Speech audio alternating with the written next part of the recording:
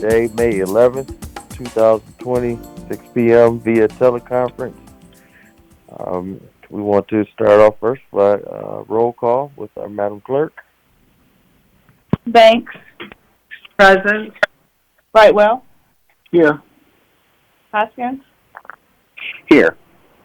Mandelbaum. Present. Morris. Present. Taylor. Here. Cruz. Present. Mr. President, you have a quorum. Thank you, Madam Clerk. We appreciate it.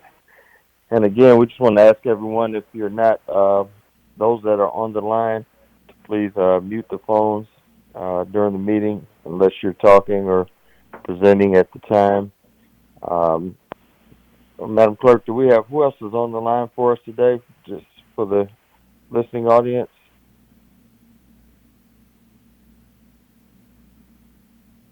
Mr. President? Yes. I didn't hear you. I'm sorry. Oh, I'm sorry. Yes, I was just asking who else did we have on the line at the time? Okay, right now we have Terry Crode. We have our city administrator, our deputy city administrator, our city attorney, and some other senior staff members. Okay, great. Thank you. Thank you. All right, so we'll start off with the, as always, in our regular meetings with the Pledge of Allegiance. And I will do that this evening. I pledge allegiance to the flag of the United States of America, and to the republic for which it stands, one nation, under God, indivisible, with liberty and justice for all.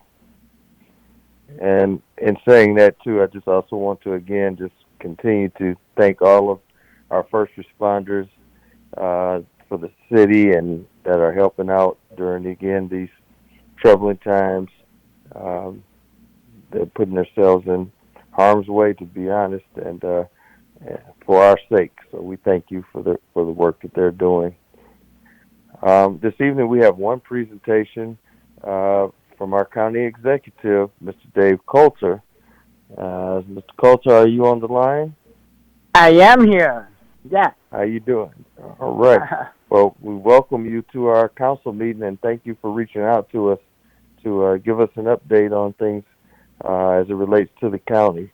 So we'd like to give you an opportunity to give us a few moments and tell us what's going on with the county. Well, I appreciate that, Mr. President, and good evening, everybody. It's nice to be with you, even if it's just on the phone.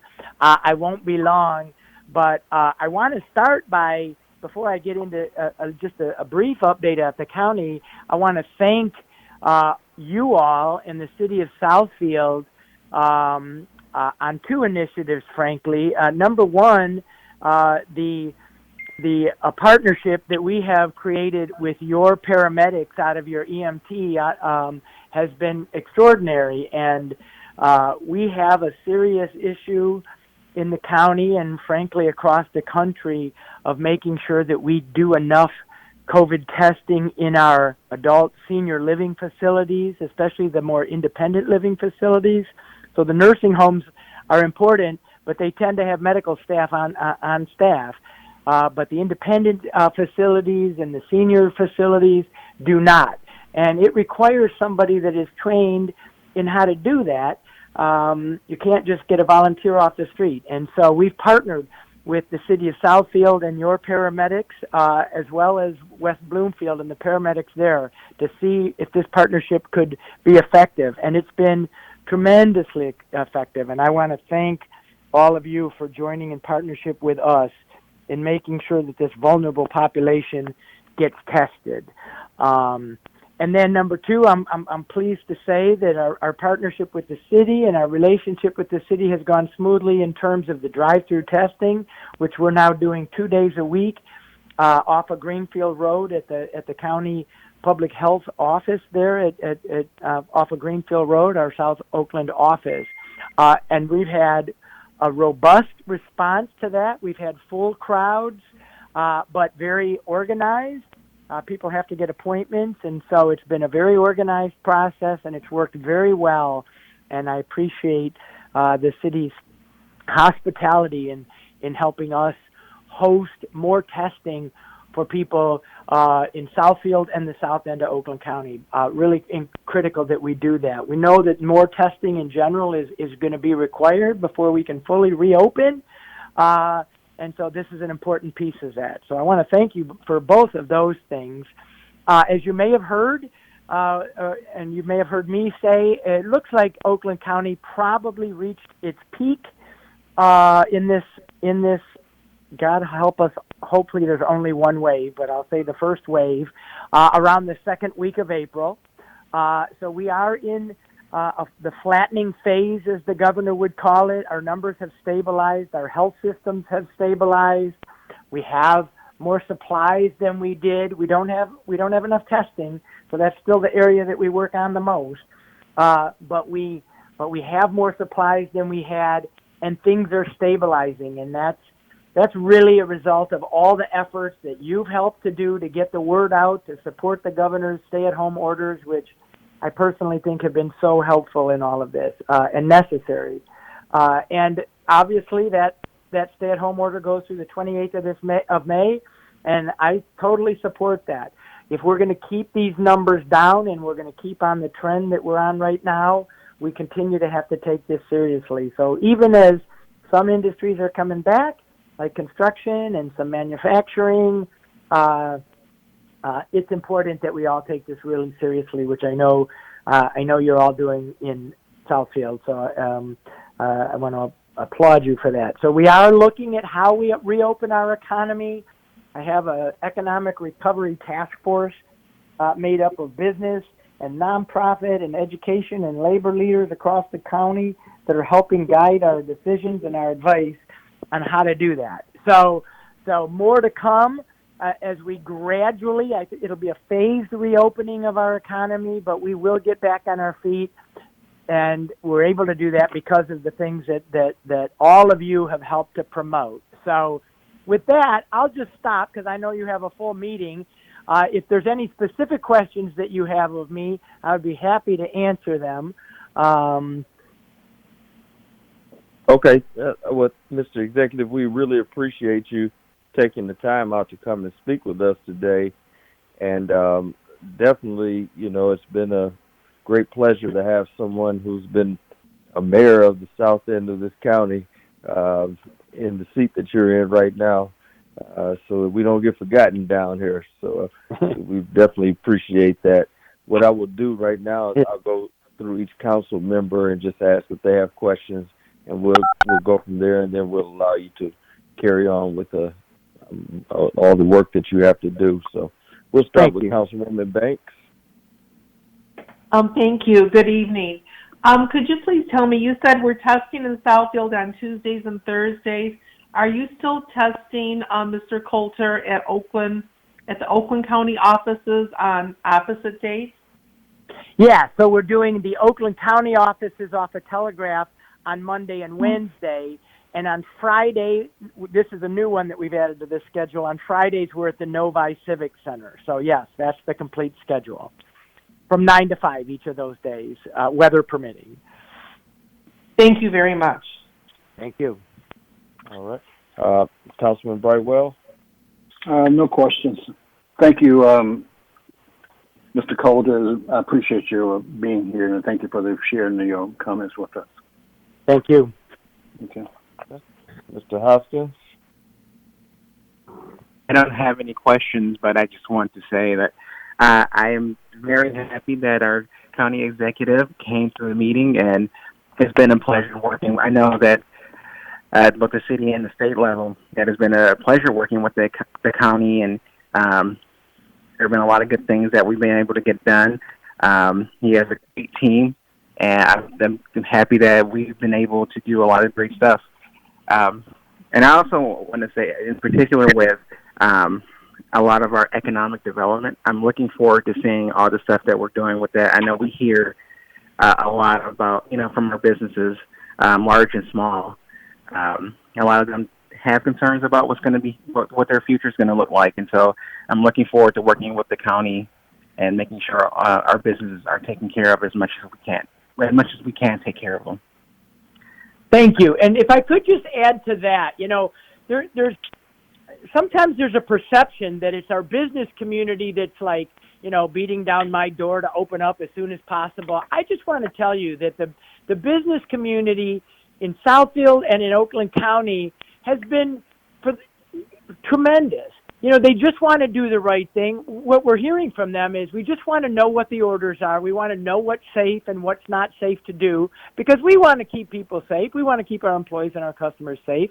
And they've stepped up in tremendous ways. So I really appreciate our business community. And the reason we have that task force is not to tell them what to do, but so that they can help us help them be successful because as you point out, it's important and they're ready to get back to work, but they want to do it safely. So I really applaud the business community in Oakland County for the way they've handled all of this. All right. Thank you. Thanks. We'll move to Mr. Mandelbaum. Yes. Thank you, Mr. Coulter, for being here. And my question is more of possibly an unknown, but what effect will this pandemic have on the Oakland County budget going forward? Very good question. The good news is we're in better shape than most. We don't have the huge gaping deficit that the state is looking at, or even the city of Detroit. And if you think about it, the simple reason is because they get a lot of their tax revenues from the casinos and from an income tax, neither one of which we have. So we started with a pretty solid budget with a healthy fund balance. Obviously, this has impacted it. But our primary source of revenue is property taxes. And right now, knock on wood, we've been talking very closely with the economists that we use from the University of Michigan to help us sort of forecast what's coming, and this might be helpful for you as well. Earlier this year, they thought that Oakland County would see about a 4.5% increase in property values for the next fiscal year. And so as a result of COVID, they have estimated that downward, but down to about 1% increase. So as long as that trend holds, we will tighten our belts. We have a hiring freeze on. We banned travel and the like, and we are looking to trim costs and maybe eliminate vacant positions. But at this point, as long as property values hold, we shouldn't have to do the kinds of wholesale budget tasks that some other communities have. The other thing I will tell you is, speaking of money, is that Oakland County did qualify for the original CARES Act dollars from the federal government that I know local communities are also hoping they will be included in round 2. But we did get those funds. So those funds are going a long way to help offset a lot of our health-related costs. And I will also tell you, and you can't hold me to this because I can't make this as a promise, but we've asked the federal government for guidance on whether we could use some of those funds to help our local communities like Southfield offset some of their COVID-related responses. Now, we haven't gotten firm guidelines on that yet, but I'm very well aware that all of our cities and towns have had increased expenses as it related to this, and we are trying to get a definitive answer on whether we can support some of those costs that you've incurred as well. But in general, the Oakland County budget is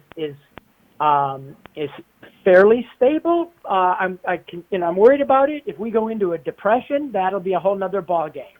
But so far, from what we're projecting, it's not the same as you may have seen in some other communities. Thank you. Thank you very much. Yeah. Okay, thank you. President Pro Tem Morris? Yes, thank you, Mr. Coulter, for giving us an update this evening. I don't really have any questions. I just want to let you know that I was on a call that you shared some information a couple of weeks back on the Southfield Dem Club, and I asked a question about the dashboard, when you guys were going to be putting the number of deaths by race on the dashboard, and I do see that it's been updated. So I just wanted to thank you for that. I passed that along. See, yes. I passed that along, and the question is, I'm not sure. I think we just didn't have room or something. So I appreciate you saying that, because really getting as much data as you can out to folks, I think, is one way you keep the public sort of, you keep up their confidence, and you keep their cooperation as we go through this. So we really have made it a point of trying to be as transparent as we can with all of the data that we have. So I appreciated you bringing that up, and glad it's up there for you. Mm-hmm. Thank you. All right. Thank you. And Councilwoman Taylor? Oh, hi, Dave. This is Lenny. How are you? It's fabulous to talk to you. I'm good. Thanks. Good. Thank you again for coming out and speaking with us. I know we had talked about that earlier on in the year, and you said, of course, you'd come out and talk to Southfield Council anytime we invited you. So thank you for this update. Thank you for the information. And again, I'd like to say thank you for our partnerships, because that is how we overcome situations, is by partnerships. And as you stated earlier, our paramedics and our police and fire, they really have partnered with a lot of things, and working with them on this COVID stuff has been phenomenal. Our Lieutenant Medici, for one, I know, has really worked with you guys and got a lot of stuff organized and put out there. So, again, I just want to say thank you, and I echo what my colleagues have already said, and we would like for you to come back and keep us updated, and you're welcome to, do that at any time. Just let us know, and we'd be more than happy to welcome you here. I'm happy to do so, and thank you for saying that. I appreciate it. Mm-hmm. All right. Thank you, Councilwoman Taylor. And again, thank you, County Executive Coulter. We appreciate your time here today. I will at least ask if the mayor or administrator wanted to add, or the clerk, if anybody had anything else before we let you go. They can have an opportunity to ask any questions or anything. Council President, this is Mayor Cyber. Yes. To County Executive, I can attest that we've had great cooperation from the county, both from the economic development standpoint, the emergency preparedness, and also the health division. The common refrain is we are all in this together, and certainly under your leadership, the county is demonstrating that. So thank you. Well, thank you, Mayor, and I appreciate your partnership on a number of things, and in particular, allowing us to use the EMS folks has been incredibly valuable. But all of your partnership, we really are in this together. And Mr. Council President, as you said, I am a former South End mayor, so I get that life is what it is like down at this end of the county, so the city of Southfield will always be in my sights and in my thoughts. So I appreciate that. Thank you, Mayor. And we appreciate it as well. All right. Well, if there's nothing else, Nancy Banks. Oh, I'm sorry. Oh, yep, Councilwoman Banks. Mr. Coulter, for the listening audience, could you please provide a telephone number that one could call to make an appointment to be tested? Yes, thank you for asking. So our nurse on call number is 1-800-848-5533. And that will be answered by a nurse who will go through your symptoms and the like and schedule you an appointment. And since we're throwing out numbers, I just want to throw out one more. We have a general hotline number for anything COVID related. So if you're worried about food, or you're worried about transportation, or you're worried about your business, or anything COVID related that's not about making an appointment at the drive-thru, our hotline number is 248-858-1000. And anybody can call that for any COVID related reason at all. So thank you for asking that. Thank you very much. Great. Good. Thank you for asking that, and thank you again for that information, Mr. Coulter. And again, we appreciate your time this evening. thanks for coming to, well, I shouldn't say coming, for joining the meeting today.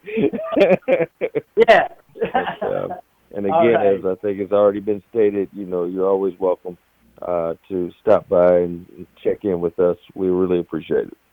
Thank you so much. Appreciate the time. All right. Have a good evening. All right, Council, we have one set of minutes to approve from April 20th, 2020. I'll entertain a motion. Mr. Chair, this is Dan Brightwell. I will make a motion to approve the regular meeting minutes of April 20, 2020. Support.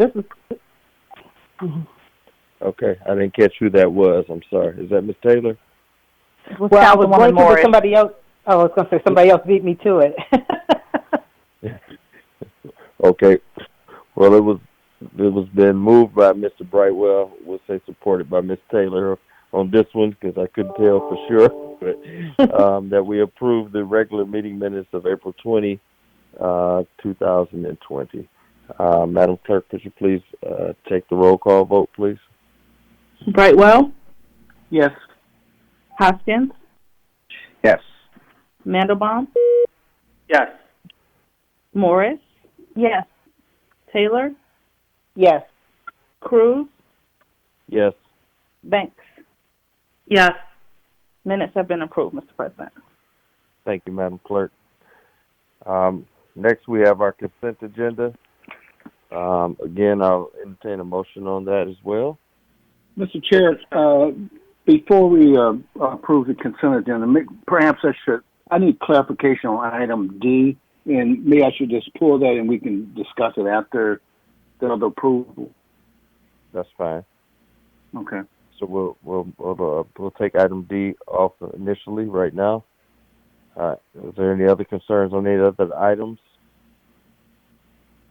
So I'll entertain a motion Mr. President, for consent. Yes, Mr. Mandelbaum.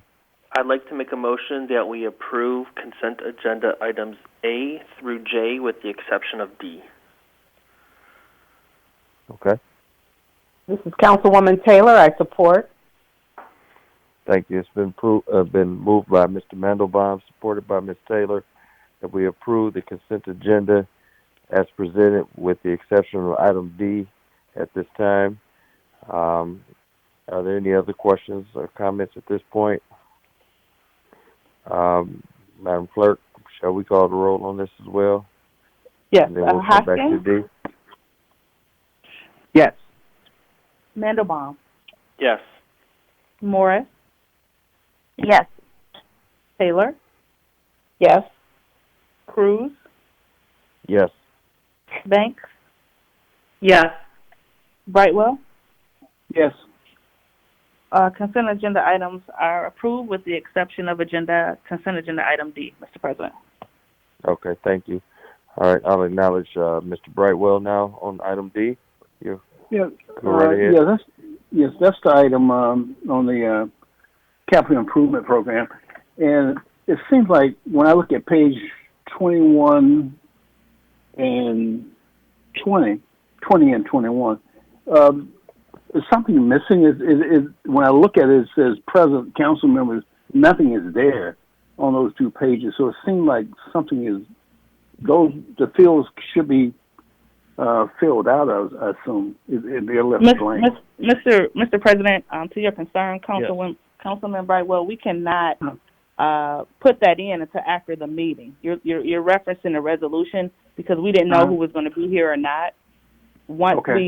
Once it's approved, then we'll put in the information of who was present and how the vote took place and who made the motion and who supported it. So those are all just blanks until it's actually fully adopted. Oh, okay. All right. Okay. That's it. So with that, Mr. Chair, I make a motion that we approve consent agenda item D with the explanation as given. Okay. Is there a second? Nancy Banks. I second it. Okay, it's been moved by Mr. Brightwell, supported by Ms. Banks, that we approve item D on the consent agenda with the explanation as given by our clerk. Madam Clerk, may you please call the roll call vote? Mandelbaum, Yes. Morris, Yes. Taylor, Yes. Cruz, Yes. Banks, Yes. Brightwell, Yes. Hoskins. Yes. Approval of consent agenda item D. Thank you. All right. Thank you, Council. We'll now move on to, we have one public hearing this evening for the 2020-2021 Community Development Block Grant that was initially presented at the previous meeting. But of course, as stated, we have to hold a hearing first. So before that, is Mr. Lampy on or? Yes, I am. Norm? Okay. Was there anything you wanted to state prior to us opening up the hearing? Fred? Yes, thank you, Mr. President. We're asking council to approve an allocation of $436,568. This is the 45th year of community development block grant within the city of Southfield. Looks like we peaked in 2003 through 2004 with $651,000. The total entitlement funding that HUD has provided in Southfield since the inception of the program is just shy of $23 million. Obviously, the allocations for this year, 2020 through 21, decreased 2.5% from last year's grant amount. We're proposing very similar uses to previous years, and Mr. Lampy can share with you the comment we received during the public comment period. But we're also asking council to approve our annual action plan as well as our 5-year consolidated plan. These items were presented to council, and the resolution is similar to other years. We're proposing that $80,560 go into our SHIP program. That's the program that provides home renovation assistance to Southfield residents. $145,130 to our chore program, and then Rebuilding Together, $29,040. And just as a side note, past years, for every dollar we put into that program, we typically leverage another $7. In the public services category, $19,190 for human service emergency relief program. That is assistance that our human services department provides to low to moderate income individuals. Senior transportation, $25,155. Southfield Youth Assistance, $19,190. Haven, a domestic violence shelter, $975. South Oakland County Shelter Homeless Issues, $975. And then other activities, code enforcement at $29,040. Fair housing activities, $1,955. And administration, $85,358. And that's 20% of the grant is permitted by HUD guidelines, for a total of $436,568.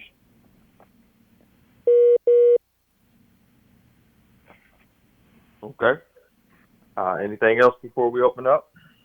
No, sir. All right, very good. Well, we'd like to open the public hearing on this item. I guess we need to see if there are any calls coming in as of yet. We do, Mr. President. Give me 1 second, and I'll have our first caller. 1 second, please. Thank you. Again, all those that may be calling in, you will have 3 minutes. Please give your name and address for the record as part of the public hearing. Mr. President, we're ready. Go ahead. All right. Are you ready? Yeah, we're ready. Okay, Pamela Gerald, P.O. Box 155, Southfield, Michigan, 48037-0155. My telephone number is 248-346-0439. I just wanted to say real quickly for the people that are still calling me after hearing about my sister passing away on March the 9th, I really do appreciate all your care and all your concern for me and my family. We know that domestic violence, whenever we're having some kind of incident in our world, in our community, the 2008 crash, that domestic violence numbers and cases always rise. Well, we're having that same situation. We can't necessarily blame it on COVID-19, but we do know that because of the anxiety and the fear of the unknown, along with the economy, that people are experiencing cases and instances of domestic violence.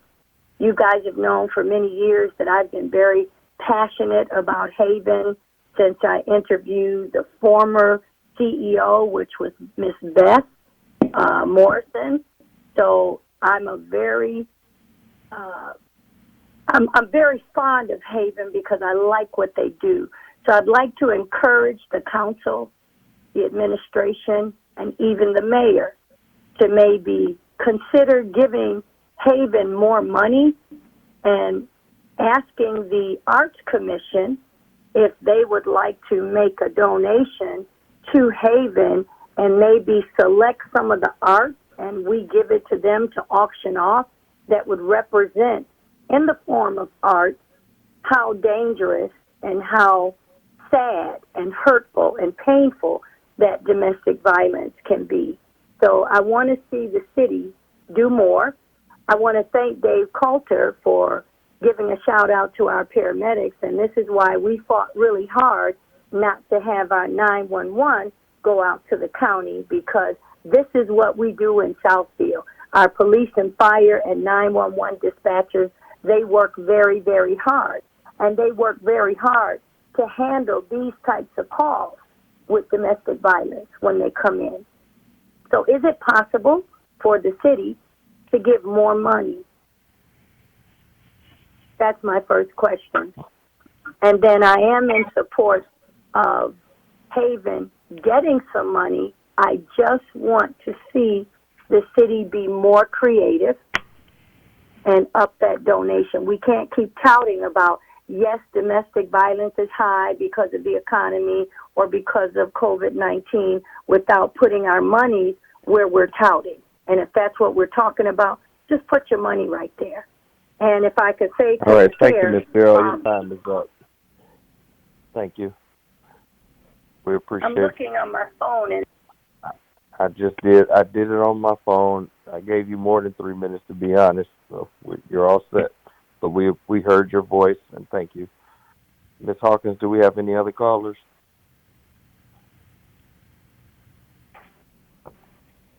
Mr. President, we do not. We'll wait for 1 minute. I'll let you know when that passes if anyone else calls during this time, okay?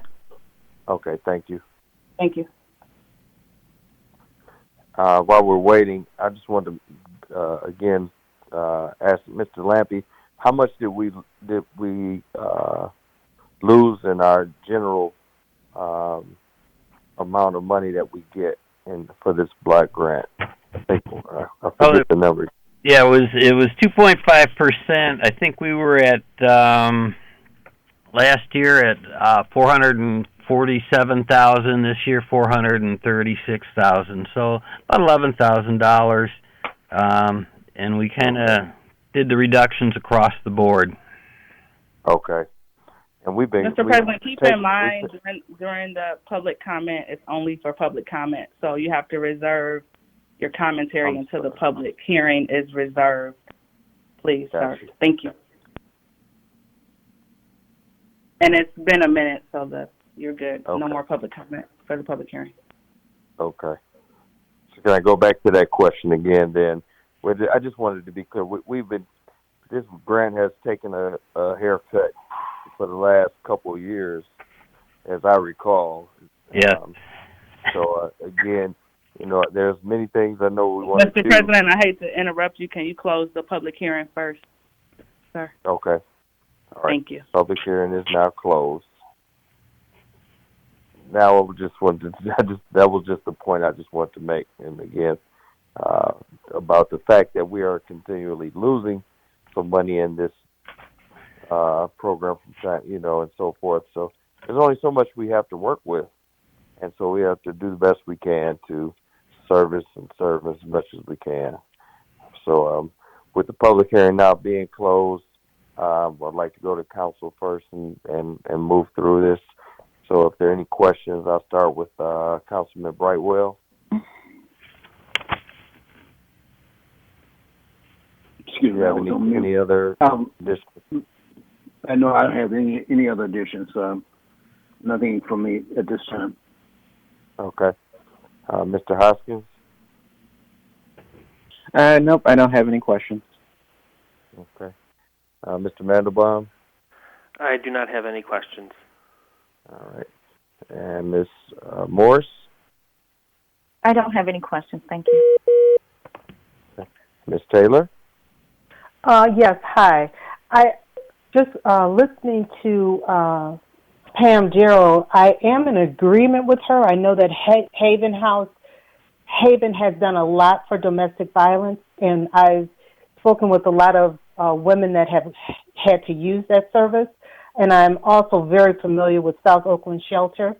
I know that our funds are very limited, but I would really like for us to see if there's a way, maybe, even if it's just to make it an even $1,000, just a little. It's not a lot, but we know that this is just from the police reports and stuff that we've seen, that domestic violence has truly gone up in the short 8 weeks that we've been quarantined. So we know that we're going to have a higher amount this year and going into next year, higher than usual. And we also know that homelessness might be more effective with and what South Oakland Shelter does is more than just house the homeless. They also feed people. You can come in and get food, not necessarily homeless, but you may not be able to have enough food to feed your family, and they help out in that instance as well. And I know that they get help from other areas, but if that's something that we could look at and consider, it is something that truly, knowing that we're in the pandemic situation that we're in, these areas will need more help. So whatever we could do to increase that, I would really like for us to take a look at that. If there's any way at all that we could move monies around, just even if it's making it an even $1,000, just to improve it a little bit. I'd really like to see that. And that's the only comments that I have. Thank you. All right. Thank you, Ms. Taylor. Ms. Banks? Thank you. I also concur with Councilwoman Taylor's comments. And to Mr. Lampe, could you please explain to me the SYA, the recommended funds for this year? What is that going to be used for? In the past, wasn't it to send children to camps? And then the question is, are we going to have camps this year? So can some of the money in that account be reallocated to Haven and the South Oakland Shelter? Okay, well, we provided the funds to Southfield Youth Assistance, and typically a lot of that funding the expenditures come at this time of the year in the summer to sponsor disadvantaged kids to go to different types of camps. Many of those camps have been canceled this year, but what they are doing is they're doing some computer camps. So we're going to kind of shift our focus a little bit to try to, again, help as many of the youth as we can. It's an interesting year because some of these activities don't take place till spring, and this COVID has really affected a lot of these programs and the timing of our delivery on them. So we're going to do, we'll spend what we can and what they have eligible and what they have going on, and again, I guess we could shift that money a little bit over to Haven and South Oakland Shelter if you choose. And then also for next year, I've said it before at our other meetings, I really would like to see if we can allocate some money towards the ADA improvements. I think it's just really needed within the community, and, you know, we just need to start somewhere. So we may want to just review some of these programs that we've continuously supported every single year, and maybe every other year we support them. But again, for SYA, my memory is correct. A lot of it is the summer camp programs, and even when it comes to the computer camp program, which is wonderful. I don't know if we're going to spend all that money, and maybe we can shift a little bit over to Haven and the South Oakland Shelter. Thank you. Thank you, Ms. Banks. All right, so we can, I don't know, Ms. Morrison and I think at our president's meeting, maybe we can just try to talk about trying how we can move that around a bit so that people, I don't think nobody's against any of this, of course. It's all about helping and serving people. But again, we have to prioritize as best we can. And then, you know, with the ADA, Ms. Banks, I would really say, and I would ask Fred probably more specifically to talk to us about that. Those are high ticket items, and this grant is really not that big when it comes to that kind of stuff. As far as I'm concerned, that, you know, when we talk about our budget coming up shortly, we might need to be looking at that from the city's overall budget versus looking at taking it from this particular grant, if you will. So, but I mean, he could speak to that more specifically than I could. If I may, Mr. President, the administration concurs with the comments about Haven and South Oakland County Shelter. We have percentage allocations within that budget. For example, only 15% of HUD's fund money can go into public services. As a community, we write probably twice the number of contracts than most communities. What I would suggest, because this is probably a year that we could put less in the Southfield Youth Assistance, and I would need to do a little bit of research on the youth assistance. It's my understanding that the city's commitment to fund that came out of some discussions with the Oakland County juvenile system back in the 2006-07 range. We agreed to make a financial commitment that historically was a general fund commitment. And as we restructured it, we were able to use community development block grant monies, as most of these youths are income eligible. You know, so if we wanted to take that Haven and the shelter money up, you know, $1,500 each, we could shift that money there. The other item is our TOS program has essentially been down for the last 5 weeks because of this virus. Although this is next year's money, this year's money would roll over to that period. So there's probably a little bit of play there.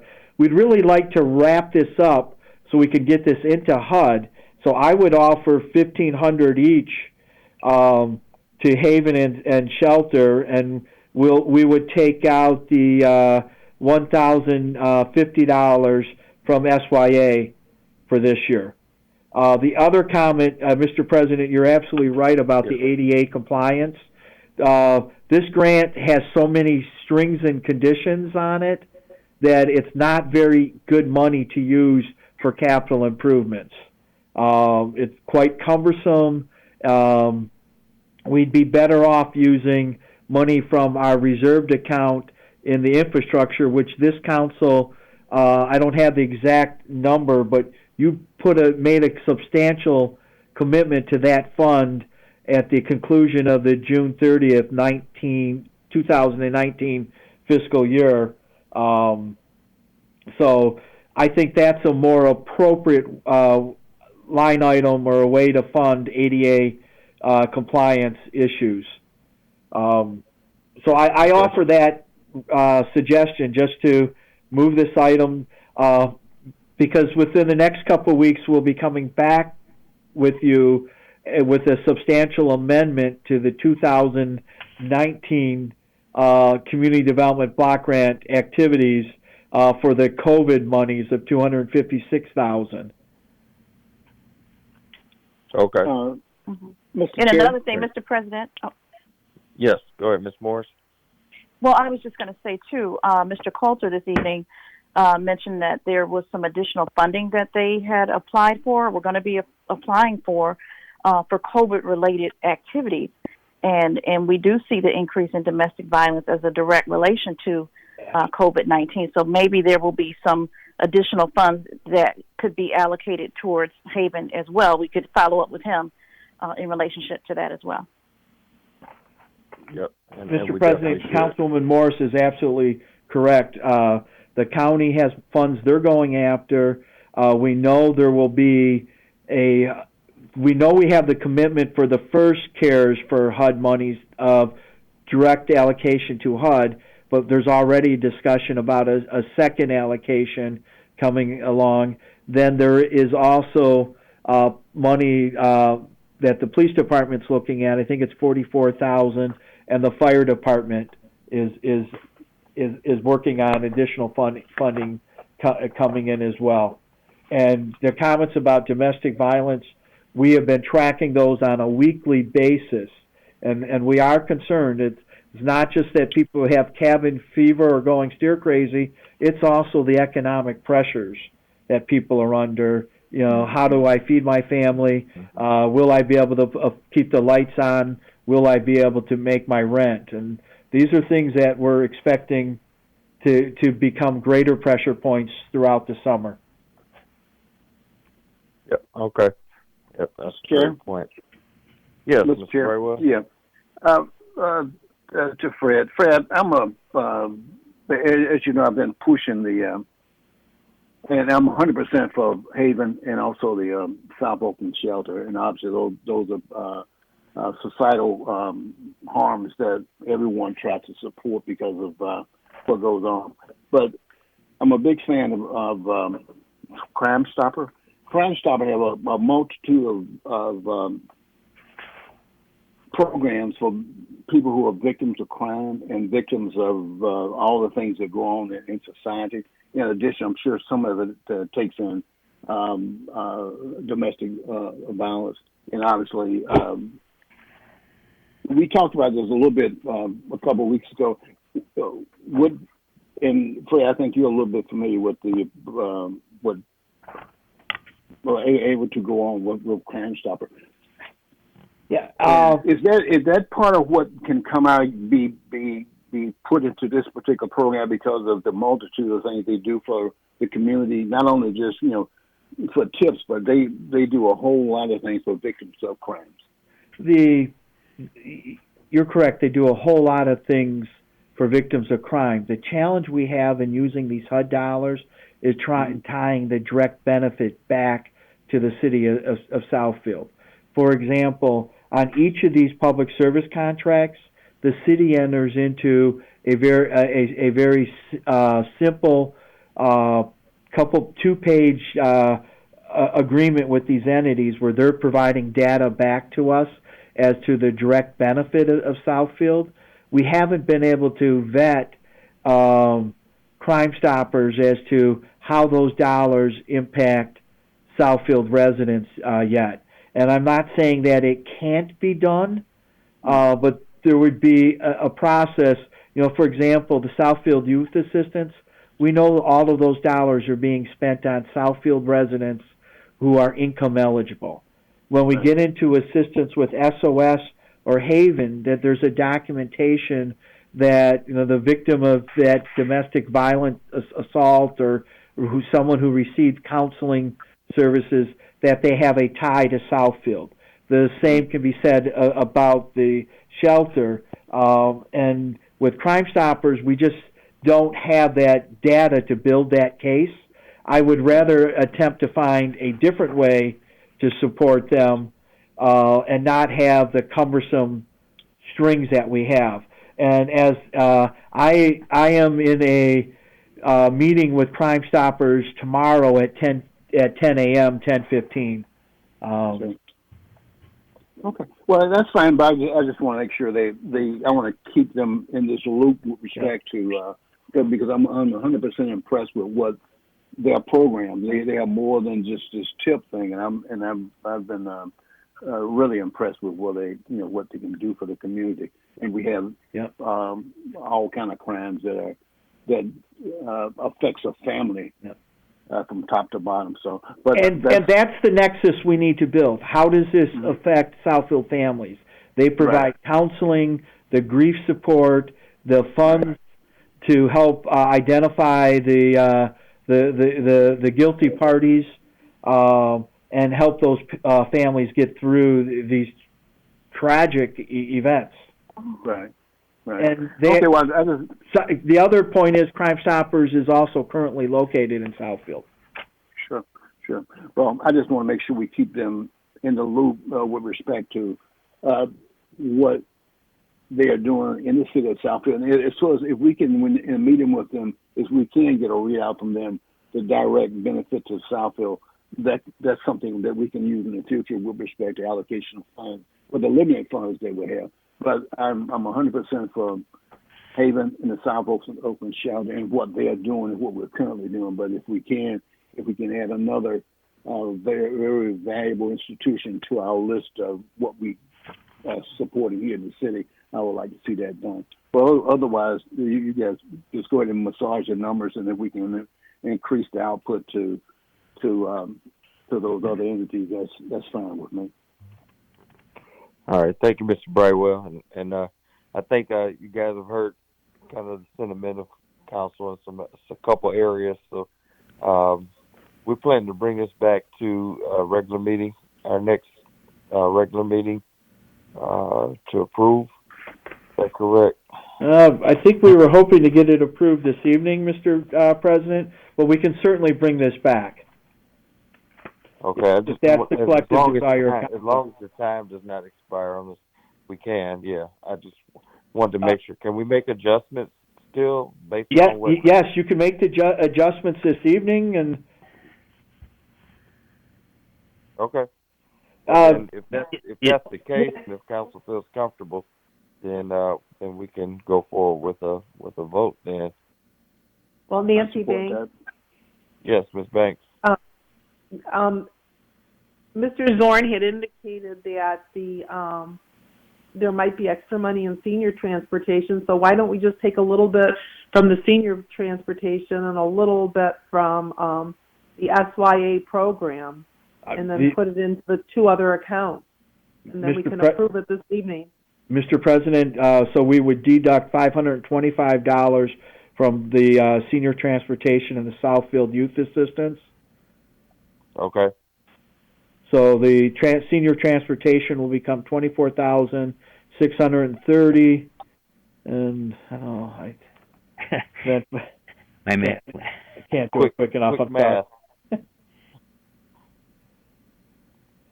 The Haven and the shelter will both go up to $1,500, and. Yep.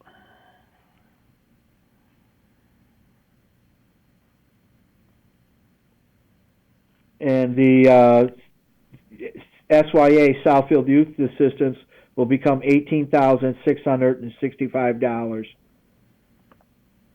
Okay. All right, that's good. And then, if that's the case, it sounds like I think everybody's concerns or thoughts have been related at this point. So I could definitely entertain a vote if someone's ready to move forward. Nancy Mr. President. Go ahead, Nancy. Okay. I move that we approve the resolution for the Community Development Block Grant Program as amended this evening. I support. This is Councilwoman Taylor. Ms. Taylor? Okay, very good.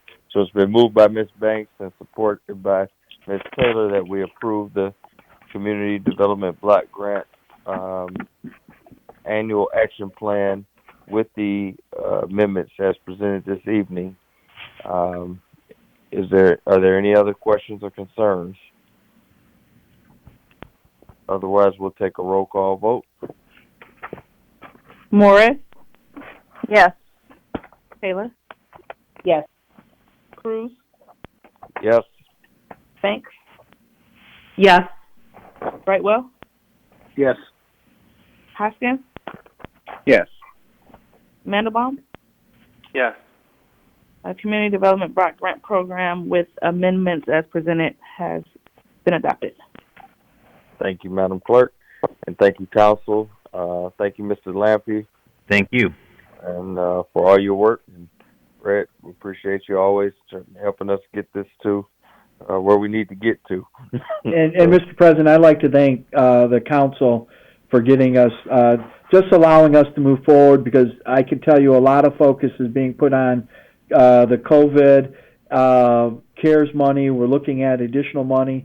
Writing these substantial amendments is a substantial amount of work. Both Mr. Lampe and I, in the last week and a half, have spent about 4 or 5 hours on conference calls on what we can and can't do, and this at least allows us to move this piece forward. And thank you again. All right, thank you. All right. So then now we'll move on to our communications portion of the meeting. And again, we'll take a moment to see if how many people we have that might not speak up this evening. Mr. President, we have a few people tonight, so give me 1 second. We'll get ready for our first comment. 1 second. Okay.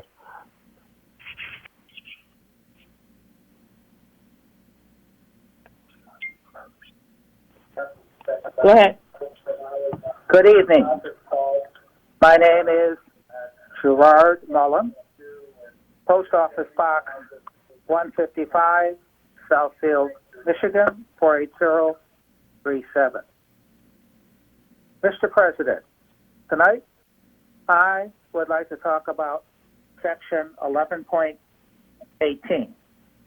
11.18 in the Southfield City Charter. Section 11.18 is entitled Amendments.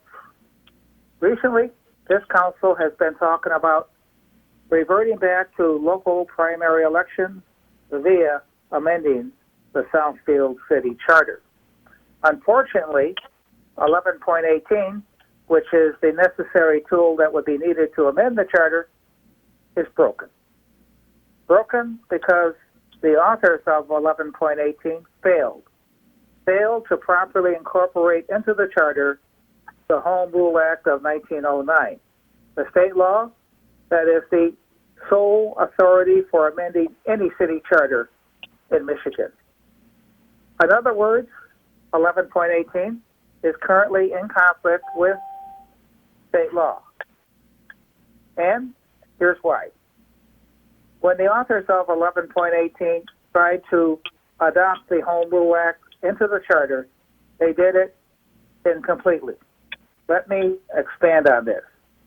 There are 2 necessary steps, according to state law, on how to amend the city charter. Step number 1. Council must first pass by 5 votes a proposed charter amendment. And then, step number 2, the voters must pass by ballot election the said amendment. And that is how a Michigan city like Southfield is supposed to amend its charter. But that is not what the Southfield City Charter says. Instead, 11.18 deletes step number 2, the ballot election, altogether. And in doing so, 11.18 now erroneously states that all it takes to amend the charter today is just 5 council votes. In a word, council needs to fix Section 11.18. Thank you. Thank you, Mr. Mullins.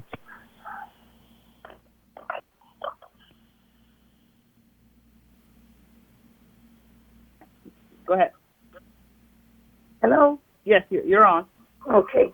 I wanted to ask the city council and the administration, because the city is still closed, if you want to do a FOIA, do we still go through the FOIA officer, Miss Monica Yatuma? And if so, how do we do the FOIA? Do we call in? I'm just not sure, and I haven't heard anything. Also, too, we want to check the website because we try to pull up the council agenda, and it doesn't always work. And we have to wait until the council meeting to have the agenda pulled up. And I'm thankful for Cable 15 putting it on the computer when we're listening in for the meeting. And then the last point that I wanted to make very quickly would be after the last council meeting and through the chair to Councilman Cruz, it appeared as if you forgot that we also had a councilman named Michael Mandelbaum. And it sounded very disingenuous the way it came across listening to the council meeting on the computer. So I'm just wondering if it was like an honest oversight, or was the city having technical difficulties? It just sounded as if you forgot that you had a colleague named Michael Mandelbaum. And then this would be for the mayor to address, if he can, through the chair. I know that the governor said that the city was going to, or the state would open up May the 28th.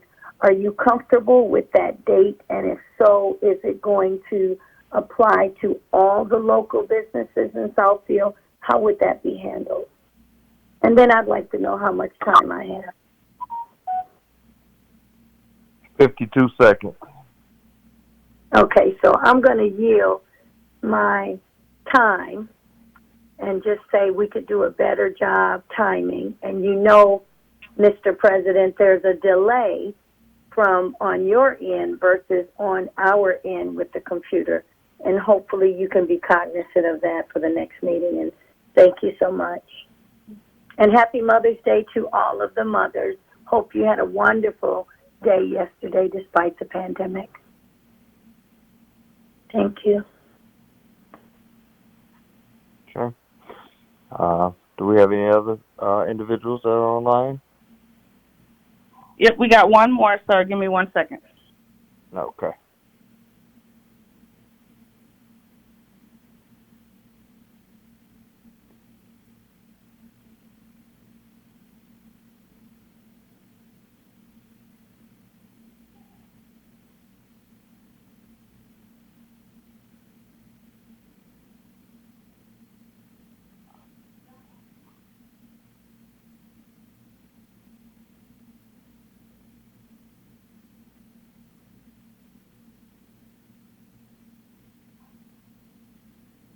Go ahead.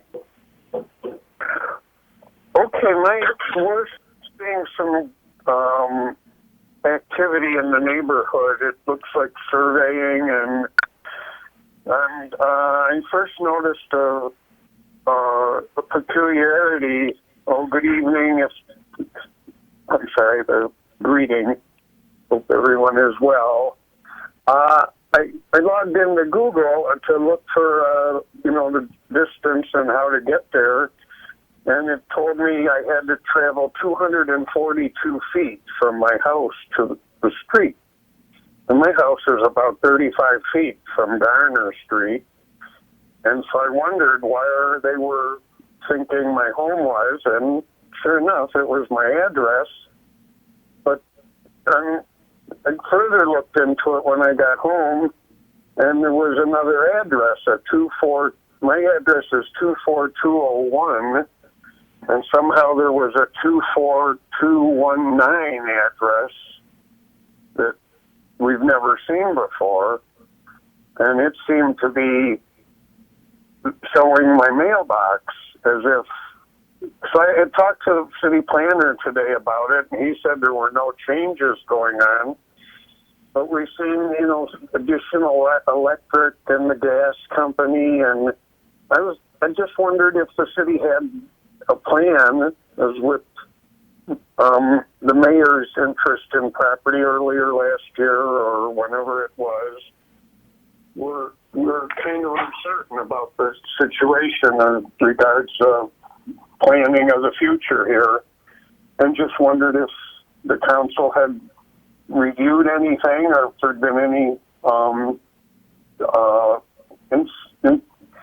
initiation of a plan to go forward with what was at one time a subdivided area that was considered by the council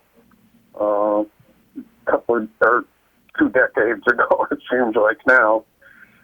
So I just was curious, and I'm not sure the format here, how it works. I can't really communicate back. Don't own a computer, so that's about all I had to say. Maybe somebody could address me a letter and tell me if there is or isn't anything of interest for the residents here. Thank you for your time. It's an awkward medium for me.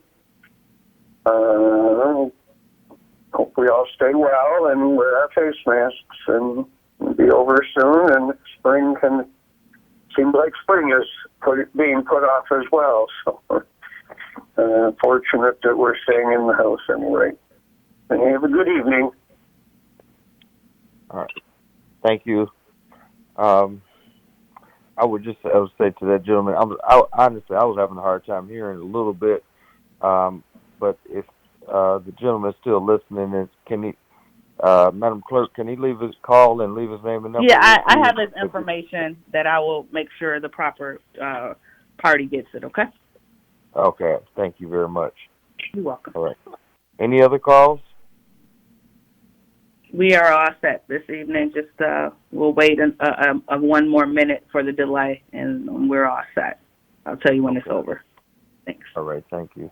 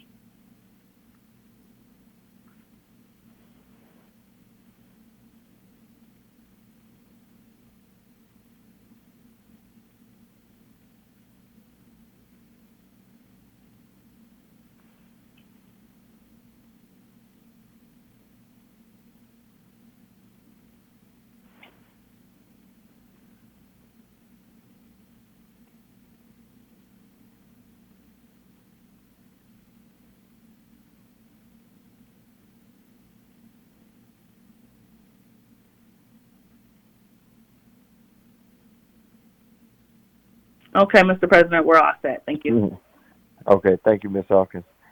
We'll now move on into our council portion of the meeting.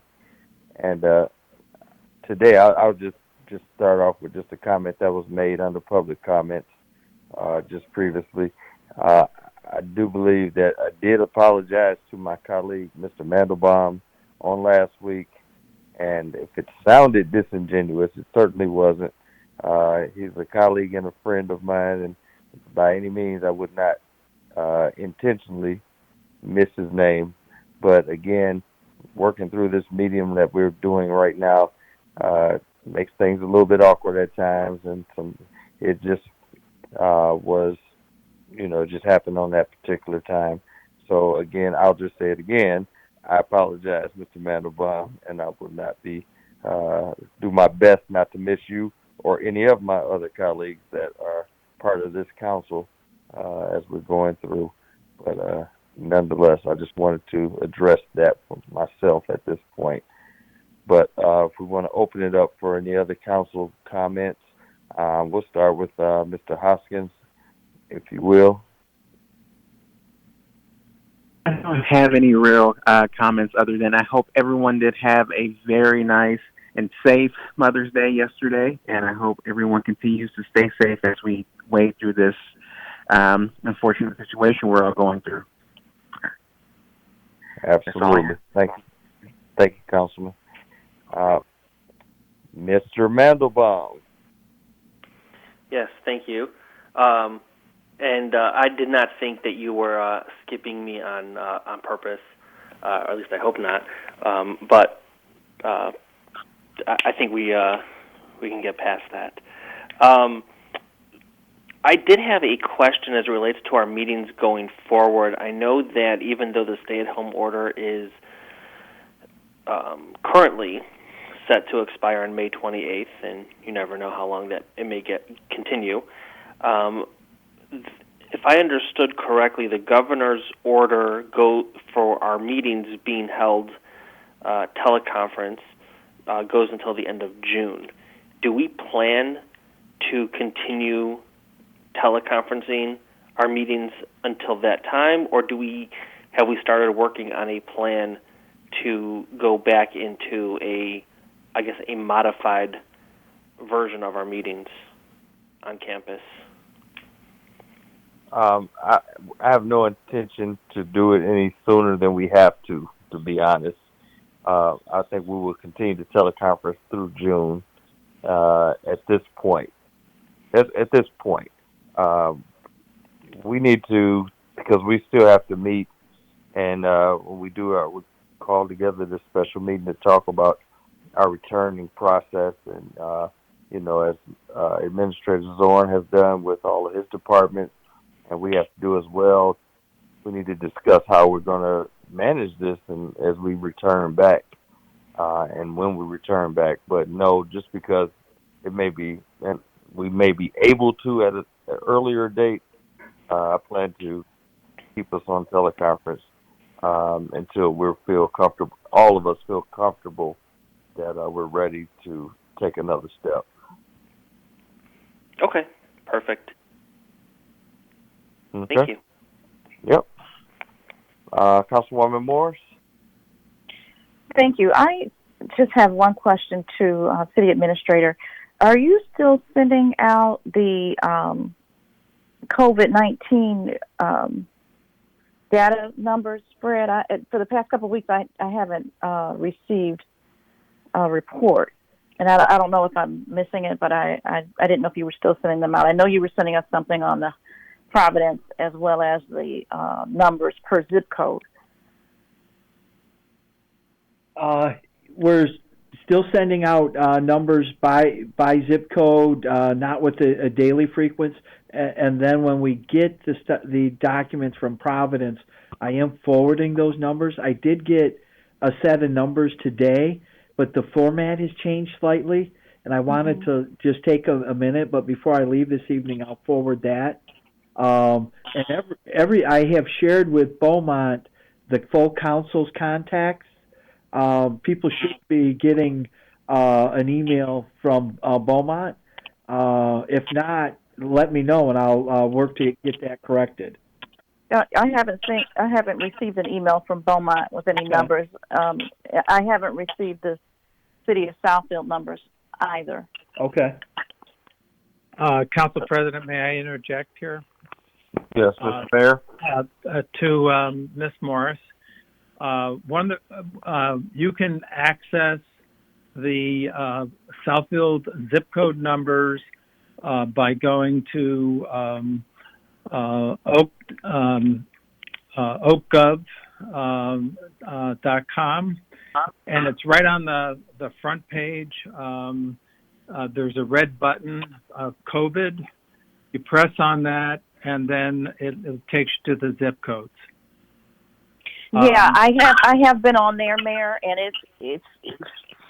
it's a little difficult to maneuver around, and it's kind of an easier read with the at-a-glance report that Fred was sending us. I click on that every day, and so, for instance, today we have 1,525 confirmed cases, and sadly 193 deaths as of yesterday.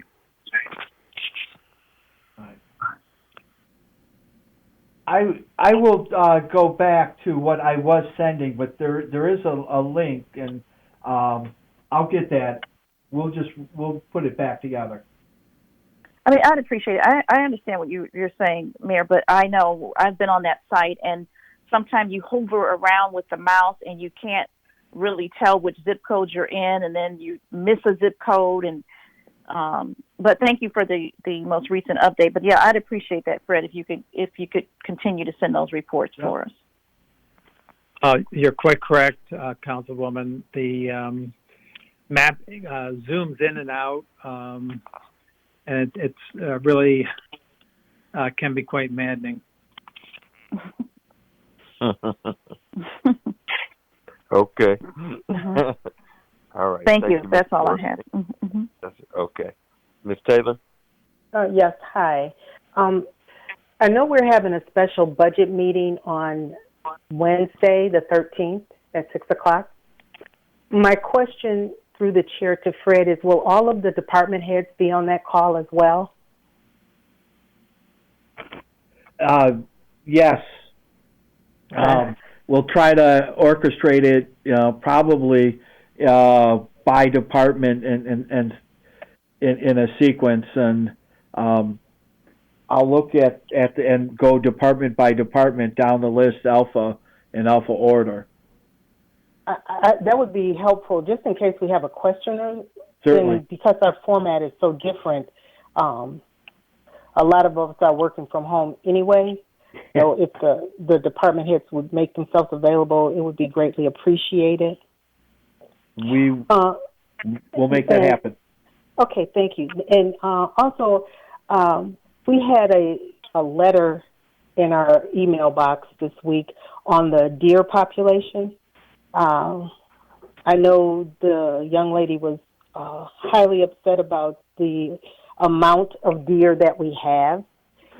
And I was just wondering, I know that over the past few years we did ask, and I know, I don't know if John Veterana is on the phone or not, but he had had a survey for the deer, and we were supposed to get a response back.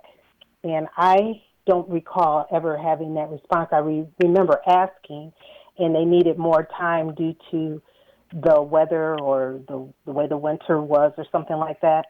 But since the quarantine and a lot more people are at home, the deer seem to have more time out in our areas and that, and so we see far more of them. And so I was wondering what the status is of that report, and also if anyone was going to respond to the email that we all received. Councilwoman Taylor, I plan to respond to her. Some of her information is incorrect. Mm-hmm. The DNR has refused to do anything about deer, and it needs a regional response. Uh-huh. I mean, if there were culling deer in one city, that deer don't know municipal boundaries. The DNR's answer to us is that if you allowed hunting, you wouldn't have the deer problem, and that is a non-answer. Oh, yeah, I agree, because we can do only one of three things. We can eliminate them, relocate them, or leave them alone. So I don't, so we have to decide on what and how we're going to do that. I mean, there are scientific ways, like stop the population. You can have some kind of fertility or whatever to reduce the babies being born, that kind of thing I had heard, but I don't know what the study revealed and what our course of action was going to be. So that was a concern, and I'd really like to see what the report showed, or if we're still waiting on that report, I'd like to know that as well. Also, in our area, I live off north of 12 Mile, we also have coyotes. I guess if we don't do anything and let the coyotes out, they would probably help with the deer population.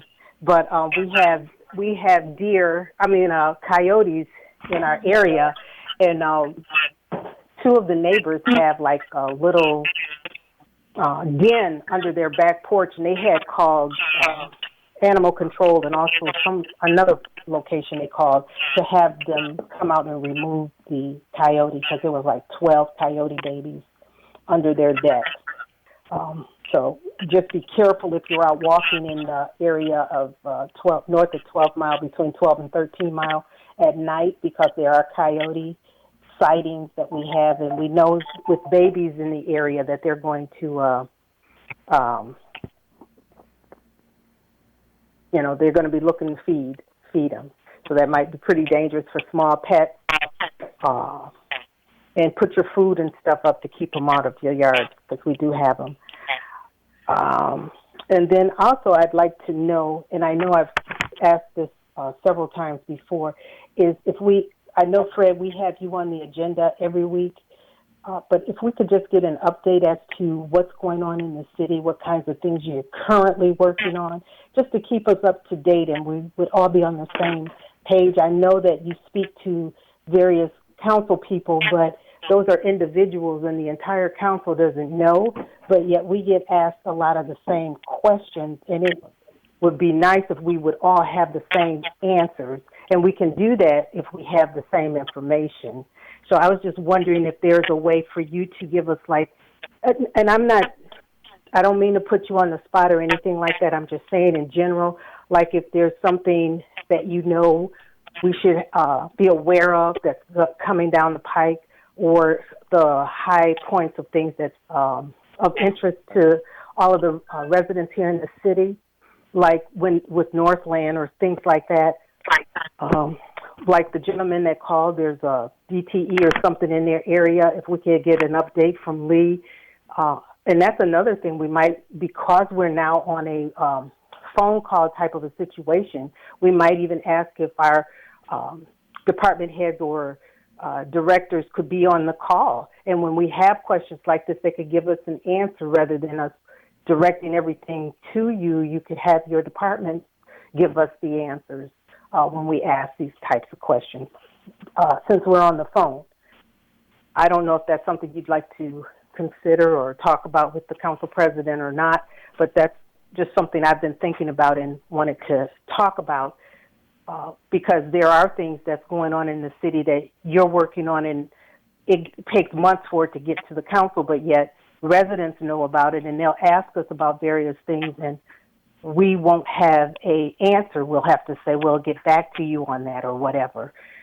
I'm just asking for information to be shared to the entire council at your convenience and the way you want to express it to us. And I'm not complaining by any means, and I don't mean to put you on the spot or make it sound like I'm saying anything ill. I'm not. What I'm just asking for is information. And I do know that we can call you with anything in particular, but I'm just saying there's things that we would not know that you do and you would be working on, and you could help us in understanding that. For Council President, this is John Macrina, if I could respond. Yes, John. Please. Well, to the Councilwoman's question and in response to Fred's text, I appreciate that. The report on the deer problem, and in fact wildlife in general, has been completed for about 6 to 8 months, and it is ready for presentation. It also addresses coyotes to some degree. And actually, it's very interesting in relation to deer. There are other options, and one is increasing our social caring capacity, meaning our abilities to deal with the deer comfortably. But getting back to my main point, there is a presentation. I think it's informative. I think it has a good option, and I'm ready to present it and have been for, like I say, almost half a year now. Thank you. Thanks, John. We will talk about this at our president's meeting on Wednesday, because I know that you have been doing that for a while, but we never did set up a presentation for you to give us that information. So we would love to hear that, and because Ms. Taylor's comments are definitely appropriate. I think everybody's seeing, with the wildlife right now during this crisis, that the animals are coming out more often now because we're at home. We're staying inside more often. So, but we would definitely love to hear that from you. So can we talk about that on Wednesday? Absolutely. Thank you. No, thank you. Appreciate it. And just lastly, if you don't mind, just lastly, there was the question about FOIAs and how to gain access to have one file for FOIA. At some point tonight, I know when you get to the clerk's area, if you wouldn't mind responding to that, because I know it's the process has been discussed, and I know we do have it. So that's all I wanted to add. So thank you. Thank you, and thank you, Councilwoman Taylor, and again, and Mr. Zorn, we'll talk. We'll talk about just some certain updates, on Wednesday as well. And like I said, like Ms. Taylor said, just making sure that everybody's on the same page. That's all it is. I don't think, like she said, there's no concerns here per se. It's just that, want to make sure all information is flowing to everyone. So we'll take care of that too as well. So thank you for that, Ms. Taylor. Thank Ms. you. Banks?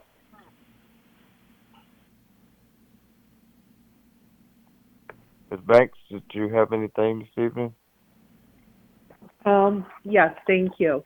And I'm sure the city clerk is going to address this, but I just, if Ms. Gerald is on the line, I just wanted to remind her that the FOIA coordinator is the city clerk for the city of Southfield, not the individual that she had mentioned this evening. Again, I'd like to thank our city administrator and all of our frontline workers for all their hard and dedicated work as we, as they work day to day to get through the situation with this virus. If all the residents would please continue to follow the governor's orders and stay at home, it might help to lift the order one day so that we can get back to normal business. And then if people could please just properly think twice when disposing of their garbage. I'm noticing an increased amount of litter on the sidewalks, in the parking lot, on the grass. And, I mean, just think, you wouldn't throw these in your yard. There's such a thing as a trash can. Carry a plastic bag with you. We don't need bottles and cans and gloves and all the junk that's accumulating all over the place in our city. So just try to be sensitive to those that, may be trying to get a little bit of fresh air walking or riding their bicycles. So just stay safe. Thank you. All right, thank you. Mr. Brightwell? Yes, I want to mention, comment on earlier. I have not received anything from Beaumont. If you guys just want to add my name to the list of receiving data. In the other item, just from a global standpoint, Fred, are there any tentative dates with respect to when we bring employees back and or open the city up? Yes, and I want to state, for all practical reasons, people are able to conduct business with the city. We're just not doing it face to face. It's being done in a virtual format, but the building department has been processing permits all along. Those emergency ones is permitted pursuant to the executive orders. The building department has been open since May 7th. In addition to the building department, we have support personnel from planning as well as engineering. Right now, we were gearing up to open up on Monday, May 18th, because the last executive order expired the 15th. Well, then last Thursday, it was extended to the 28th. So right now, our open up plan that I sent out this morning, and I'll forward. I sent that out as an all users, so that should have been received by the elected officials. But right now we're looking at June 1st for what we call in-house face-to-face service. It'll be a very different for our employees as well as our residents. The amount of glass partitions that have been put up. Treasurers, clerk's office, human services, building department, just about every office, Beechwood Center. We're installing glass today in the court. There's face shields have been installed. So we are looking at May 29th, employees report to work, and then we would open for in building service on Monday, June 1st. And again, all of that's tentative, based on the executive orders not changing. I mean, last Thursday we thought it was going to be 2 weeks prior. To one of the earlier comments from I think it was during the public, Southfield will determine when Southfield opens up. As for the rest of the business community, that's a state decision. So. Okay. Okay. Okay. And Mr. Chair, I want to just add my voice to the fact I'm glad to see. Well, I'm wishing all the mothers a happy Mother's Day, a belated happy Mother's Day, and everything I've seen on news, and also the anecdotal information I've picked up is with parents having kids at home 24/7. It became a little more difficult being a parent. So, happy. Stay home and stay safe if you can. Take care. That's it, Mr. Chair. All right. Thank you, Mr. Brightwell. All right. And thank you, Council. We'll move on now to the mayor's comments. Well, good evening once again. Just two quick things. First of all, this is the first regular meeting in May, and by city charter, the budget has been transmitted to you this afternoon from my office. If you have not had a chance to check your email, there is an email that went out mid-afternoon today. And as you know, we will have a deeper review of the budget on Wednesday this week at 6 p.m. Also, I wanted to mention that we may be getting a string of these letters from people who are disgruntled about the stay-at-home order and the other executive orders of Governor Whitmer. I copied you on two of those letters that I've received. They're virtually the same. So I have a feeling that this is somebody's movement that they're trying to get people to send on the same verbiage. I will respond to those on your behalf, unless you feel otherwise. That's all I have this evening. All right, thank you, Mr. Mayor. And we do appreciate your responses to residents as well, so we can all be on the same page. So much appreciated on that regard. We will move on to the administration right now. Mr. Zorn, do you have anything else to add this evening? Yes, I do, Mr. President. To Ms. Taylor's comments, the Dear letter, I just did a quick search. I wouldn't mind getting my hands on that letter, and it appears the clerk's office has not received it either. Also, we can work to streamline the reporting that's coming regarding the COVID virus, and there are multiple sources. I will ask the government relations people at Beaumont to add the entire council to that, and then we'll work to do the same on Providence. And I'm going to take a look at some of the earlier communications I sent out. At one point, we were doing literally a daily tracking as a percentage of numbers, and that I'll spend some time with Justin, and we'll get that updated. Regarding Mr. Bunker's comments, I was down Gardner Street just last Thursday, and there's no work being done on Gardner Street. but we will check with engineering, building, and planning. Want to let council know that the building department has been open for full service since May 7th.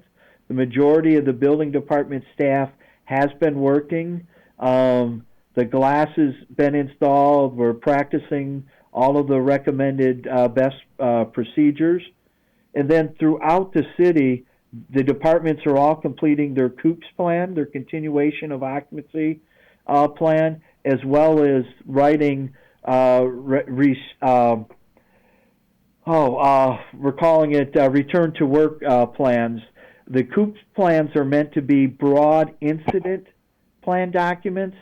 The return to work plan speaks specifically how they'll return to the office and in response to COVID-19.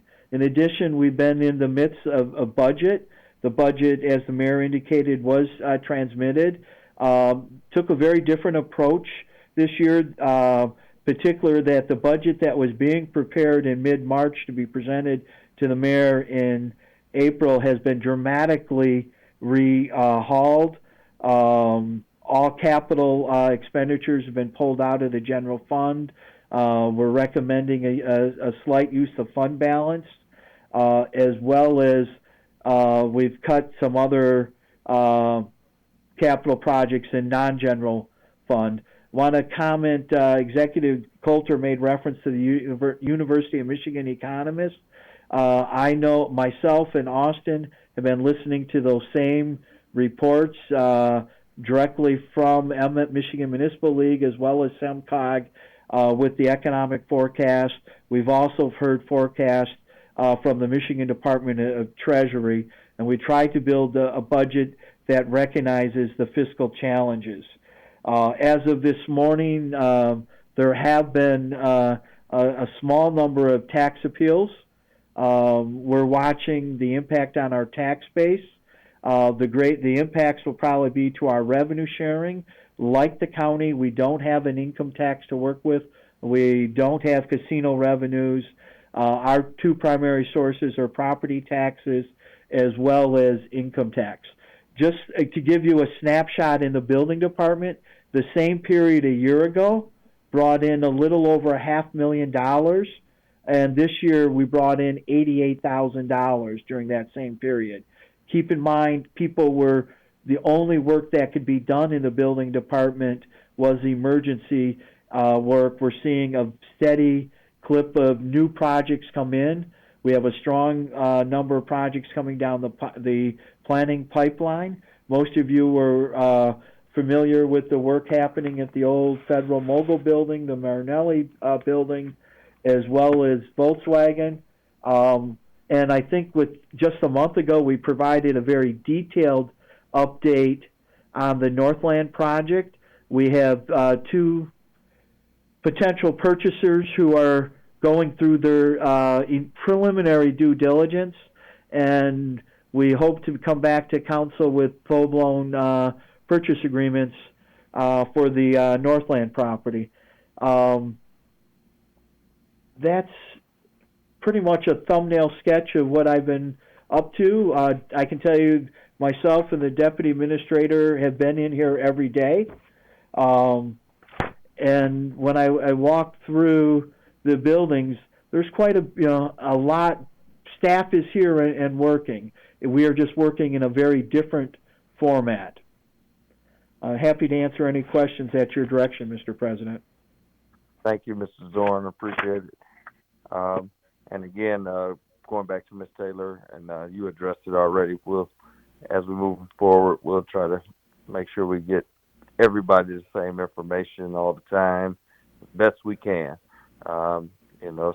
It's a complex organization we're trying to take care of in the city, and so we'll do the best that we can there. So thank you for that. Mr. President? Yes. This is Councilwoman Taylor. Thank you very much for the update, Fred. I did locate the email. You nor John were on that email, so I did forward it to both of you about the deer. So you did not see it. It was not sent to you. Thank you. And just that was one of the topics we were hoping to cover at our retreat, but again, that's been the activities we had planned to discuss in that retreat. That's one of them, along with the facilities, and I will tell you, they're both, the facilities and the deer are just examples of complex topics that are difficult to manage or discuss and properly relay all of the information we have to the full council. And we're actually on, and I'll use the facilities. We're actually working. OHM has produced a dashboard that'll hopefully have a much better presentation for council, and we'll get that deer presentation out at the time as directed by council leadership. Okay. Again, thank you very much. All right, thank you. Ms. King, you on board here? Anything from the attorney's office? Yes, I am, Mr. President. Good evening, everyone. At this time, I have nothing to share, and just hope everyone is safe and well. Thanks. All right, thank you, Ms. King. We'll now go to the clerk's office. Madam Clerk, anything from you? Yep, just a couple things. As the city clerk, I am the FOIA coordinator for the city. The law does allow others within the city to assist me in fulfilling the FOIAs, but I am the designated FOIA coordinator. And under Executive Order 38 from the governor's office, they have given us temporary extensions on certain FOIAs and how we facilitate those. My office, as indicated, we are fully operational with the exception of being able to come in personally. We are still processing FOIAs that we receive during the mail within the governor's guideline, and our FOIA online submission is still up and running, and no problems that we've had with that since the inception of our pandemic. Furthermore, the agendas have been posted in the same fashion that they've been posted in my whole 10 years as the clerk. So if residents need a tutorial in trying to find the agenda, we're more than happy. But my staff, we've had the same formula in posting all the agendas with that. So we are on board, and like I said, the Dropbox is available 24 hours a day. You can email myself personally if you have a FOIA request at shawkins@cityofsouthfield.com, and then we also have the form for the FOIA request. And then lastly, I inadvertently omitted the mayor earlier this evening when I acknowledged other individuals on the phone, so my sincerest apologies for that, and that concludes my comments this evening. Thank you. All right, thank you, Ms. Hawkins. Is there anything from the treasurer's office? Okay, planner? Hello, this is Planner Crode. I did meet with Mr. Bunker earlier today, and I am not aware of any work happening in the Gardner Street area, but I did forward an email to the city engineer. She may be aware of some utility work being done there. I have nothing further. Thank you. All right, thank you, Mr. Crode. Assessor and our engineer. Mr. President, if the engineer is not on the phone, she has sent out a communication detailing all of the current road projects to council.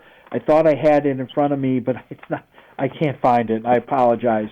But I know it was sent out to all the electeds. Yeah, I think we all got it. I received it. This is Councilwoman Taylor. I did receive it. Yeah, I do have it as well. So if anybody hasn't received it, just I guess if Mr. Zorn's okay just to reach out to you and make sure we get it. Absolutely. But I do believe everybody was listed on there. Yep. And I've just found it. If you want me to read it, I'm happy to. I don't think at this point. I mean, if we need to do a full report or something like that at a later date, we can. I'll share it with Cable 15, get it posted on the board. Make it. We'll also get it on the city website. That'll be great. It's already on the website? posted this afternoon. Great. There we go. Sounds good. All right. Well, thank you much. We don't have any other things to schedule or any ordinances to approve. So if there's not anything else for the good of the order, anybody going once, going twice, then we will adjourn this meeting. Hopefully everyone has a wonderful day and be safe, and we'll see you next meeting.